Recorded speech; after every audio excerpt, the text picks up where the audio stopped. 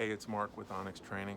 I want to talk about today is our distraction devices and our use of our distraction devices and how we really need to, in law enforcement, be very responsible, for lack of a better term, with distraction devices.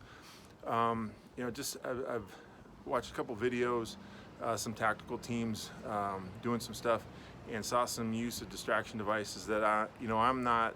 As a trainer, I wouldn't train that way. As you know, having been certified in distractions, to train them, to teach people how to use them.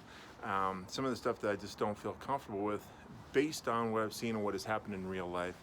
And just want to remind our tactical teams, that we need to be very responsible with the use of distraction devices. We have to remember that they are a low explosive, and we're using an explosive on somebody. So real quick, I just want to talk about kind of what they are and what they aren't, and kind of remember what they're used for. The first thing is what they aren't. They aren't a grenade.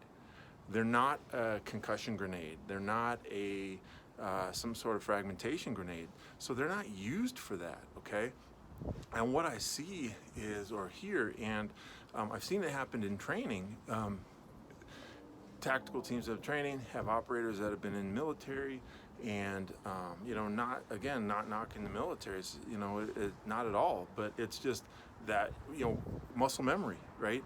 And I had an operator get up there, and when I use a distraction device, okay, and he yelled frag out, and then he caught himself and was like, whoa, and not to discredit him, because that was his muscle memory, right? That was more ingrained than using a distraction device in civilian law enforcement. And so it's just a reminder, right? It's the mindset. We have to start with the mindset. We talk a lot about mindset, and I see it, a lot of trainers talking mindset, and we have to remember what that actually means, right? Yeah, we have to have a warrior mindset and all this, but we also have to remember, what is a distraction device? Okay, it's not a grenade. And that kind of goes into talking with, just real quick on what it's not, is when we're speaking to people, is we can't, if they say, oh, a concussion grenade, we have to correct them and say, no, it's a distraction device. And then tell them what it's used for. Because they say concussion grenade, what does that imply? What does that denote? Concussion. First off, we don't like concussions, right? We have some NFL players, college players, high school players, concussions, dying from concussions. I understand, the CTE injuries from the concussions. So we don't like concussions, right? That's a bad thing. And so if you're saying, hey, we're going to do something that's going to give somebody a concussion, that's what people hear, right? It's going to give them a concussion. Not that it produces a concussion of sound in a pressure wave. And it's not a grenade. It doesn't come apart. It doesn't fragment. Pieces don't go anywhere. There's no shrapnel. So we need to correct people and tell them, no, it's a distraction device, okay? So we're not using it to throw into a room to soften the room up, right? A fragmentation grenade. This is not the military. That's not the purpose of what a distraction device is for. A distraction device is to provide a distraction for somebody so that we can do something to gain an advantage, right? Remembering that the suspect's always in a position of tactical advantage, and we want to affect their OODA loop, right? Their observe, orient, decide, act, the processing loop. So that's what we're using that distraction device for. So what is it? It is, for my team and what I teach, is that it's to produce a distraction somewhere else, right? Say if we're going to do a high-risk warrant on a house, and we're going to go in the front door, right? That we're going to use a distraction device on some other side in order to produce a distraction to that side, so that the suspect now is aware of that. Maybe we'll use another one on another side. So now they're wondering, okay, I've got explosions going off all over the place, what's going on? And then now we breach the front door. We're not coming in fast, right? That's a whole nother thing. That's our mission-based movement. But we're breaching the front door now. They have all these things going on. They're trying to process this stuff. And we're working on, as I've talked about in prior videos, is that it overwhelms their processing and then they shut down. So that's what we're using for distraction devices. We got to remember, we can't be doing stuff. 2014 in Georgia, they went and hit a house, high-risk warrant, a no-knock warrant, which I'm not a big fan of no-knock warrants because I just think they get you going too fast.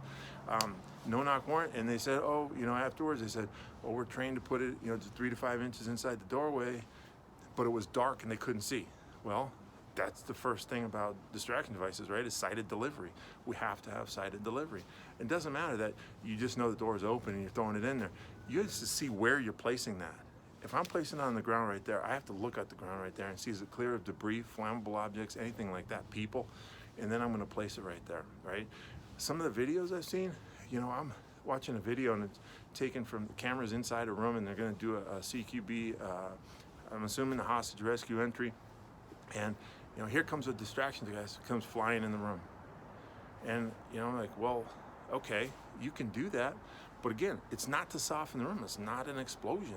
We're not trying to, knock anybody out with it, right? We're trying to distract them. So if we put that there, right, what have we done? What if I throw that in there and it's just a pile of hostages sitting there and the distraction device goes on them and burns them?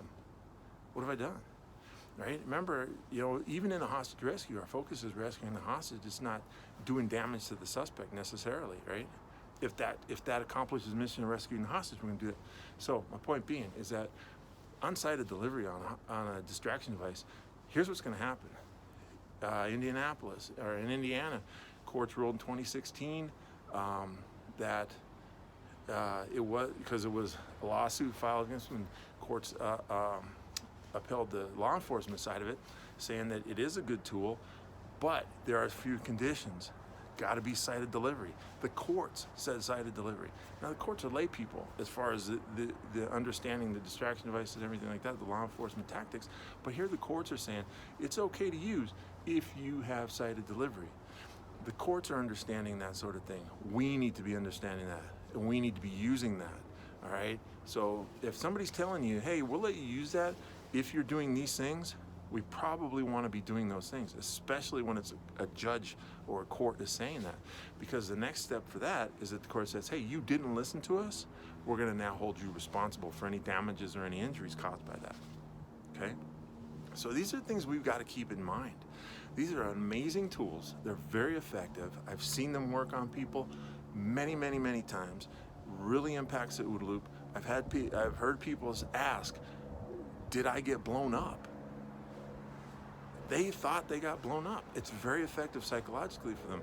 Now, physically, nothing happened to them, but psychologically, we need to have those tools available to us in law enforcement, but we need to use them responsibly or respectfully of what they can do and what they're supposed to be used for.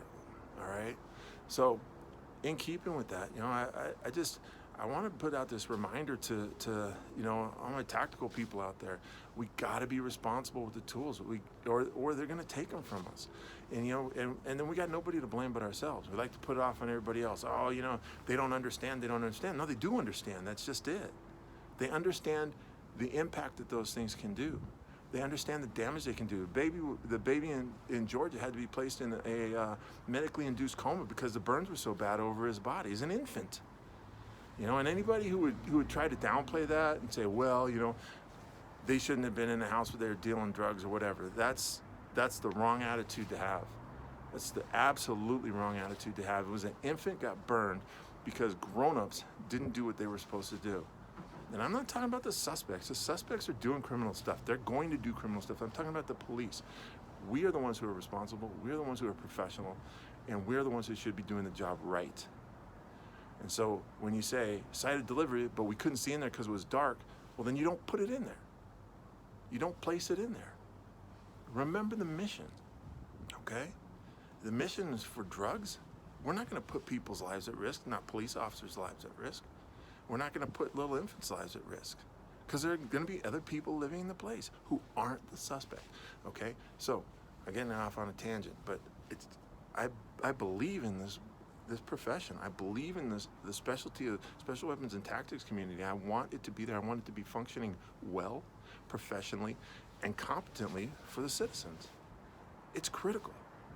So, to wrap things up, remember, distraction devices, not a grenade, not a bomb, but it is a low explosive, okay? It's deflagrating, it's got flash powder, and it is going off at thousands of degrees centigrade or Celsius, whichever one you want, and it's pushing that pressure wave at about 3,500 feet per second initially off that charge. So we've got to be respectful of that. what it is. It's a valuable tool. It's a great distraction when we need to affect an entry, when we want to affect the suspect's OODA loop, when we want to get inside their OODA loop. So we need to have those. We need to be using them responsibly. All right? Hey, thanks for tuning in. Thanks for checking this out. It's Mark, Onyx Training. If you have any questions, comments, concerns, please hit me up, mneal@onyxtg.com, Facebook, Instagram, wherever. Let me know what you think, and I'll talk to you later.